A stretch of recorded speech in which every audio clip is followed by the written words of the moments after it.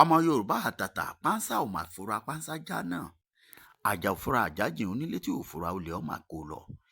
ẹ gbọ́ inú fúlàní àti ìgbò ta ni ó kórìíra ìran yorùbá jù?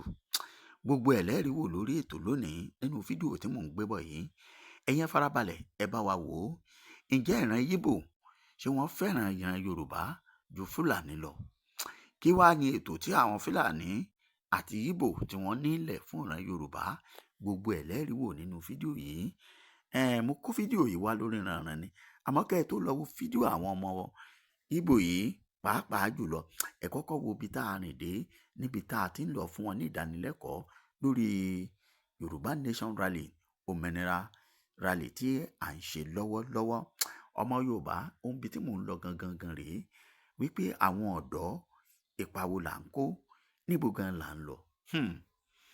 tẹ́ ẹ bá wo fídíò yìí má sún síwájú o, farabalẹ̀ kó gbọ́ nǹkan tí arákùnrin yìí sọ nípa ìran Yíbò, Fúlàní àti ìran Yorùbá, ìdí tí wọ́n fi ń lé Yíbò káàkiri orígun mẹ́rẹ̀ẹ̀rin àgbáyé. ẹ wo, ẹ má jẹ́ ń gbà yín lásìkò, ẹ jẹ́ ń fi yín lẹ̀ tààràtà kẹ́ ẹ farabalẹ̀ kẹ́ ẹ wo fídíò yìí, ẹ wò dáadáa. ẹ wò, ẹ gbà wípé ta lọ̀tá, Fúlàní ni àbí Yíbò tó kórìíra ìran Yorùbá jù? kí sì lè tó wọn táṣìírí wọn fi tú? ọ̀yá ẹ jẹ́ ń gbé yín débẹ̀, òun rèé ẹ̀ṣọ́ níbẹ̀. tẹ́ ẹ bá gbàgbé pé láìpẹ́ yìí la gbọ́ pé àwọn orílẹ̀-èdè bíi 3 àbí 4 wọ́n sọ pé àfarafì kí àwọn èèyàn yìí kí wọ́n kúrò nílùú wọn. ṣé káwa náà lé wọn ni àbí ká dúró? gbogbo ẹ̀ ó dé nínú comment section. nǹkan tá à ń gbìyànjú ni pé ẹ gbọ́dọ̀ ṣera yín lọ́kan. ẹ wá sọ pé OPC lèmi o, èmi FGN lèmi o, àbí Àgbẹ̀kọ̀yà lèmi o, àbí Àmọ̀tẹ́kùn lèmi o, èmi ni Ìfẹ́lódùn àpapọ̀ ọmọ Yorùbá o. rárá, gbogbo wa ọ̀kan ni wá. a gbọ́dọ̀ ṣera wa lọ́kan ká lè dúró gẹ́gẹ́ bí ọ̀dọ́, especially àwa ọ̀dọ́, àwa lásìkò yìí wà fún. ṣe rí àwọn bàbá tá à ń sọ irú bàbá wa nísìnyí, bàbá tó fẹ́ jẹ bàbá Másùnkúnmọ́, bàbá ti dàgbà, bàbá is going to 80. tẹ bá dẹ̀ rí bí bàbá yìí ṣe máa ń jà fún ọ̀rọ̀ Yorùbá, àbí mo máa ń béèrè, mo sì béèrè lọ́wọ́ wọn jẹ irin tí mo lọ interview wọn pé kí lẹ̀ ń jà fún gan, ẹ ti dàgbà, kí lẹ̀ tún fẹ́? bàbá tó sọ̀rọ̀ títí tó ní ọjọ́ kan lòun kàn sùn tóun ò ní jí. mo ní kí wàá ní géènì yín pẹ̀lú ọ̀rọ̀ Yorùbá nation? ó ní torí ìran wa ni, òun ò dẹ̀ ní padà wá mọ́. àbẹ́yìn gbọ́dọ̀ ẹ̀rí kẹ́ ẹ̀ tó àgbàlagbà mi ò sọ pé tóun bá kú òun padà wá, ó ní wọn padà wá mọ́ tòun. ẹgbẹ́ ẹ̀ka tó wá rẹ̀ lòun ti wò, òun sì ti wá, òun ti wá náà nìyẹn. so kí mo fẹ́ fààyàn ni pé gbogbo wa yìí, torí láì jẹ́ bẹ́ẹ̀, ilẹ̀ àwọn bàbá yín, àwọn ìyá yín tẹ́ ń wò yìí, Fúlàní ṣetán àti gbà ó. Fúlàní ó ṣetán àti gbà á pátápátá lọ́wọ́ yín tẹ́ ẹ bá dira yín lọ́kàn o. kẹ́dẹ̀ dúró ìjìyà àwọn bàbá wa Professor Banji Akíntóyè, bàbá is 90+. ṣé mọ́tò ló ń fẹ́ àbílé tí ò tí ì ní rí? kò tẹ̀ lọ́mọ kan tó ṣẹ̀ṣẹ̀ ń wáṣẹ́. gbogbo àwọn ọmọ ẹ̀ ò kódà wọn ò ráyè kíní débi pé the same thing Sunday Adéyẹmọ Ìgbòho. so kò sá, gbogbo àwọn yẹn ò nídìí, kò sí nǹkan tó tún fẹ́ láyé ìtọ́lọ́hún ò tí ì fún wọn, bò torí ìran tó ń bọ̀. so ohun tá à ń gbìyànjú. very much. mo lérò pé gbogbo wa la rí nǹkan tó ń ṣẹlẹ̀ ní ìlú Ghana lórí ọ̀rọ̀ ọmọ Ìgbò tó pera ẹ̀ ní Eze Ndigbo of Ghana tó fẹ́ dá kingdom Ìgbò lẹ̀ nílùú Ghana. ṣé rí kíníyàn kì í ṣe mistake o, torí wọ́n mọ àwọn ẹ̀yà Gáà ti ìlú Ghana. àwọn ẹ̀yà yìí wọ́n mọ orírun wọn, wọ́n dẹ̀ jẹ́wọ́ wípé àwọn ọmọ ibi táwọn ti ṣẹ̀ wá. so gbogbo nǹkan tẹ́ ń rí yìí kò ń ṣe coincidence rárá, kò dẹ̀ kì í ṣe mistake rárá. ẹ̀yin náà nǹkan tí Azikiwe sọ ní ọdún 1949, kẹtùwá wo nǹkan táwọn ọ̀run ẹ̀ ń san lénìí, ẹ máa rí pé clearly this is a pattern for expansionist agenda. ní ọdún 2016 Olúbàdàn ní ìlú Ìbàdàn wọ́n ban Eze Ndigbo Ìbàdàn, wọ́n láwọn ò fẹ́ gbọ́ mọ́, wọ́n dẹ̀ gbé ẹsẹ̀ lé completely káwọn ò fẹ́ gbọ́ mọ́.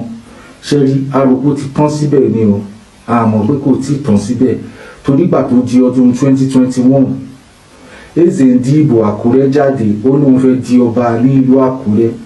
eléyìí ó bí àwọn ọmọ Àkúrẹ́ nínú, wọ́n ṣe yọ ẹgbà àti kòbókò nìyẹn, wọ́n dá sẹ̀ríà fún, ìyẹn wá bú sígbe ló bẹ̀bẹ̀ lọ́nà àwọn ò ní ṣe irú ẹ̀ mọ́ àtúrò kó ti tán síbẹ̀ ni o àmọ́ pé kò tí ì tán síbẹ̀ rárá torí ìgbà tó tún di ọdún 2023 ní ìlú Èkó Eze Ndigbo Èkó náà tún jáde ó tún threaten àwa ọmọ Yorùbá wípé òun máa gbé IPOB ó máa gbé wá sí ìlú Èkó tí àwa ò bá ṣọ́ra wa ìjọba Èkó bínú pẹ̀lú ọ̀rọ̀ tó sọ yẹn wọ́n dẹ̀ tì í mọ́lé ó dà ipò sì wà nú àtìmọ́lé báyìí ń sọ̀rọ̀ lọ́wọ́lọ́wọ́ báyìí pẹ̀lú ẹ̀ náà àwọn ẹni bíi wọn ò dáwọ́ dúró wọn ò sinmi àwa ò mọ̀ pé báyìí ń ṣayé tàwa lọ wọ́n ti fi Eze Ndigbo of Yorùbá land wọ́n ti fi jẹ́ ṣẹ́gbọ́n tí mo sọ Eze Ndigbo of Yorùbá land ẹ jọ ẹ gbọ́ nǹkan tí bọ̀bọ̀ ìsọ ní statement yẹ ó ní unity amongst Ndigbo is Yorùbá land is non-negotiable ẹ jọ tó lọ́n kí nìyẹn mi Eze Ndigbo of Yorùbá land yìí ó ti yan àwọn olóyè tiẹ̀ ó dẹ̀ tún ti yan kábínẹ̀tì tiẹ̀ náà ẹ máa gbọ́ o ó pè kan ó ní Olówu Ìgbò of Yorùbá land ó tún pè kan ó ní Ikeora of Yorùbá land ó tún fi kan náà jẹ́ ó ní Dinamba of Yorùbá land lójú ẹ̀mí wa ní gbogbo kíní tí ń ṣẹlẹ̀ o ẹ jọ àwọn ló ń bá àwọn pípù ìgbìmọ̀ pọ̀ tó ń dé wọn ládé náà ṣé àwọn pípù yìí wọ́n ti make plan nínú politics wa wọ́n dẹ̀ ti tutọ́ wọnú politics wa náà torí wọ́n ti gbé ọmọ wọn kan sí orí oyè as speaker Ọ̀yọ́ State House of Assembly Adébọ̀ Adédoyin ó dàbí wọ́n ní mọ́mí ẹ̀ Ìgbò ni ara ẹ̀ òun ló fi gbà wọlé sí wa lára. Now ẹ ká padà sí 2016 yẹn ṣé wọ́n ti pé ní 2016 Olúbàdàn gbé ẹsẹ̀ lé Eze Ndigbo Ìbàdàn yẹn páwọn ò fẹ́ gbọ́ mọ́ well báyìí ń sọ̀rọ̀ lọ́wọ́lọ́wọ́ báyìí Eze Ndigbo of Yorùbá land yẹn ó tún ti gbé Eze Ndigbo Ìbàdàn ó tún ti gbé kan síbẹ̀ báyìí ń sìn. Ǹjẹ́ lè gbàgbọ́ wípé bí a ṣe ń ṣe ayẹyẹ Aláàfin of Ọ̀yọ́ ní ọdún yìí àwọn pípù yìí náà wọ́n ń ṣe ayẹyẹ tiwọn náà wọ́n dẹ̀ ti ń fi Aláàfin of Ọ̀yọ́ tàwọn náà jẹ ẹ jọ̀ọ́ ẹ bá mi wo coronation video wọn bẹ́ẹ̀ ṣe ń wo fídíò yìí mo fọ́ kẹ́ ẹ jọ̀ọ́ kẹ́ fi etí yín sílẹ̀ kẹ́ máa gbọ́ nǹkan tó ń jáde nínú spíkà yẹn.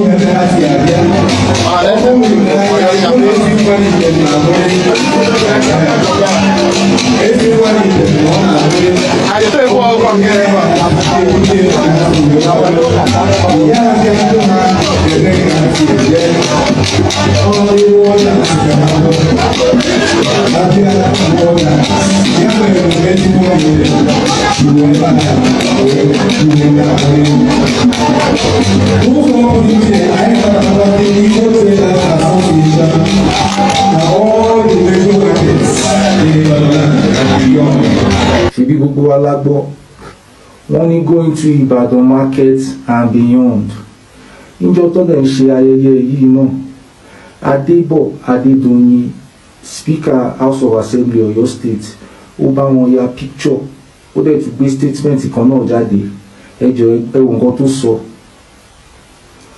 wọ́n ní the promised land ẹ jọ̀ọ́ ibo ni promised land ǹjẹ́ mọ̀ wípé bá ṣe ń sọ̀rọ̀ lọ́wọ́lọ́wọ́ báyìí àwọn pípù yìí wọ́n ti yan Eze Ndigbo Àkúrẹ́ wọ́n pè yẹn ní Aṣíwájú Ndigbo of Àkúrẹ́ land wọ́n ti yan Eze Ndigbo of Ogun State wọ́n ti yan Eze Ndigbo of Lagos State àmọ́ ó dà pé yẹn wà ní ẹ̀wọ̀n wọ́n ti yan Eze Ndigbo of Ekiti State wọ́n tún ti yan Eze Ndigbo of Ọ̀yọ́ ẹ jọ̀ọ́ ìgbà wọn ni nọ́ọ̀sẹ̀sì máa stop náà àwọn ohun ló ń bá àwọn ipò ìgbìmọ̀ pọ̀nà tó ń dé wọn ládé nígbà wọn ni gbogbo kíní yìí fẹ́ stop nítorí Ọlọ́run àwọn ohun ló ń bá àwọn ipò ìgbìmọ̀ pọ̀ tó ń dé wọn ládé ní ilẹ̀ Yorùbá a dẹ̀ mọ̀ pé èèwọ̀ ni ní ilẹ̀ Yorùbá ọba àwùjọ pé méjì láàfin ẹ wo gbogbo wà táwọn ipò ìwù ní ilẹ̀ Yorùbá báwo ni ilẹ̀ wáyé fẹ́ tòrò ẹ jọ̀ọ́ ẹ̀bẹ̀ ni mo bẹ̀ ẹ̀yin àgbààgbà ẹ bá wa dá sọ́rọ̀ yìí torí ibi tí ọ̀rọ̀ yìí ń lọ kò dáa rárá ẹ bá wa dá sí ẹ bá wa wá nǹkan ṣe sí ọ̀rọ̀ yìí torí tẹ́ bá ti wá nǹkan ṣe sí tẹ́ bá síbí lọ́jọ́ ọ̀la àwa la máa forí wa kó ibi tí ọ̀rọ̀ yìí dẹ̀ ń lọ ibi ogun ló ń lọ ẹ jọ̀ọ́ ẹ bá wa wá nǹkan ṣe sí kò sí nǹkan tó ń jẹ́ Eze Ndigbo of Yorùbá land àwa ò fẹ́ gba gbogbo rọ́bìṣì yẹn mọ́ ẹ jọ̀ọ́ ẹ bá wa wá nǹkan ṣe sí ẹ̀bẹ̀ là ń bẹ̀ ẹ ṣé gan.